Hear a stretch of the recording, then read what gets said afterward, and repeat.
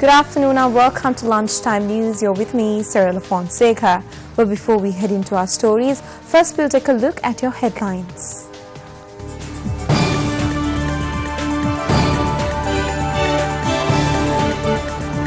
Water levels of Atanagal Oya rise amid heavy rains. Spill gates of Udawalawe Reservoir and Kala were opened. Government doctors launch island-wide token strike. Commuters respond to increase in bus fares as per the request of bus associations. Malaysian police search the home of ex-Prime Minister Najib Razak.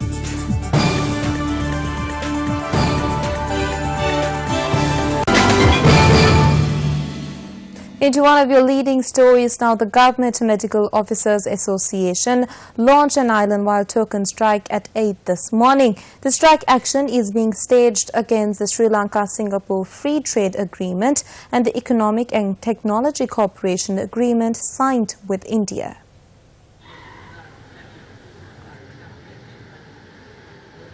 This was the atmosphere at the National Hospital in Colombo. Patients who arrived at the hospital early this morning for treatment were inconvenienced.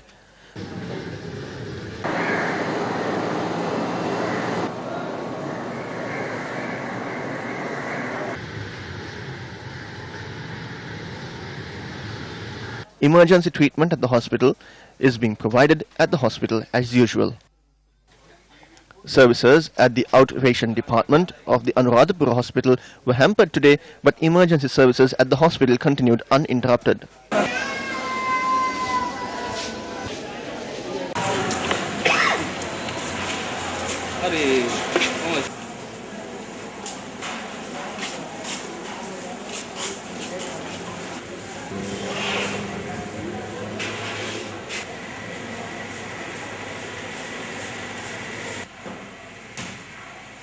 Many patients who arrived at the hospital for treatment this morning had to turn back. Several patients complained they were unaware of the strike action. A correspondent said the medical clinic at the Anuradhapura hospital was functioning as usual.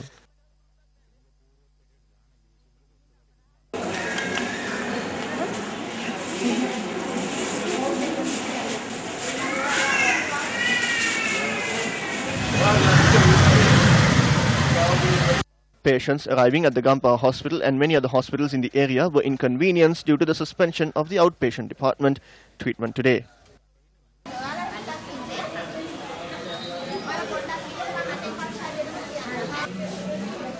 Media spokesperson of the Government Medical Officers Association, Dr. Samantha Ananda, reiterated that emergency treatment at hospitals will continue unhindered despite the token strike. The doctor's strike will be in effect in every hospital in the island from 8 a.m. today to 8 a.m. tomorrow. Emergency services and essential services will continue unhindered during the strike. Moreover, women's hospitals, children's hospitals, cancer hospitals, as well as kidney treatment units will also function without any disruption. The National Freedom Front convened a media briefing in Colombo today. They have signed the Singapore Free Trade Agreement, which has not been approved by Cabinet. On the 17th of January 2018, the Cabinet Secretary seeks the recommendation of the Attorney General and publishes the letter. The website says the agreement has been approved on the 16th. They will be signing this on the 23rd. Why the hurry? A 1,403-page long agreement was completed after having 8 rounds of talks within 3 months. Why the rush? This agreement has been drafted for a major scandal. They are paving way for huge tax scandals. The man behind this is Arjun Mahendran, the same man behind the bond scam. He is doing all of this from Singapore. They will make tax fraud legal in this country. This is what the Vikramasinghas and Malik Samaravikrama wants. Singapore is not a country, it is a market. Each and every good from every country is available there. There is no tax involved. So where does the tax charged by the government go to? This is exactly what they are trying to do here.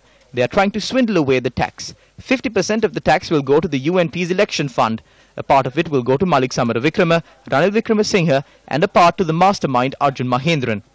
Immediately appointed a presidential commission for this. This was implemented from the 1st of May. We urge the president to immediately suspend this.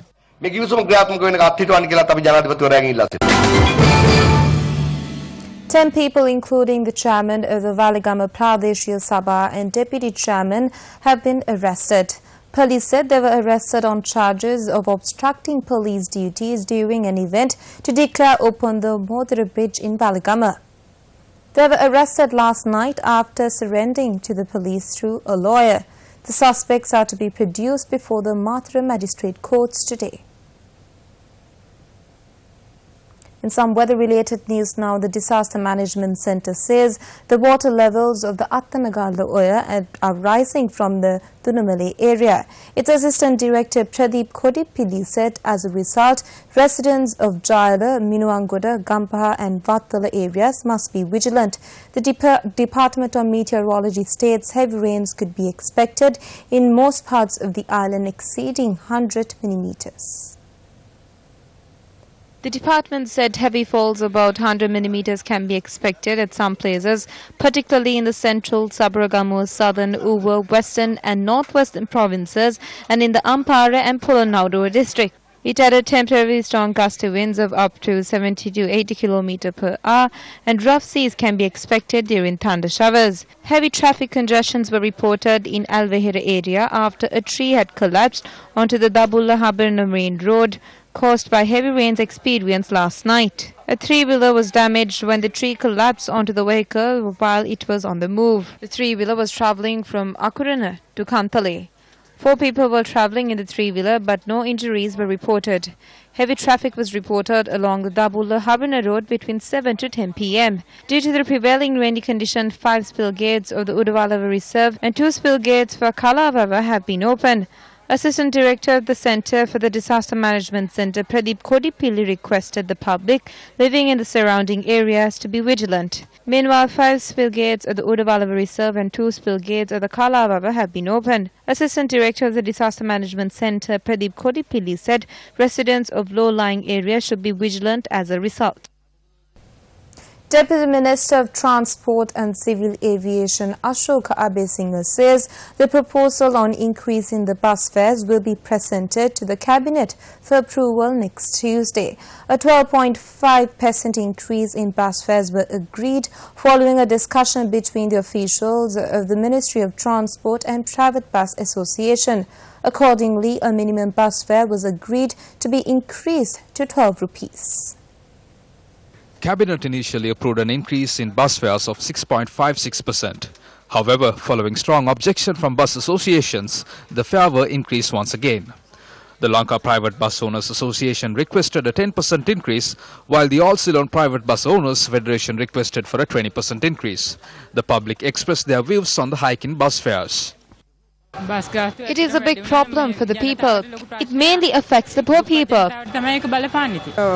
It becomes very difficult for us. We cannot bear these expenses with our income. It is difficult to bear all these costs. Prices of everything have gone up.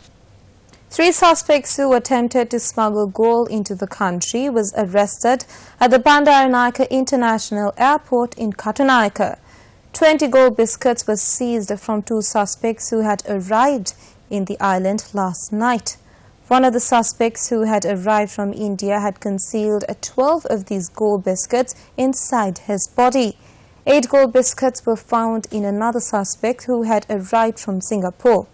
Both these suspects are residents of Hambantota. Another suspect was arrested early this morning with 2 gold biscuits in his possession.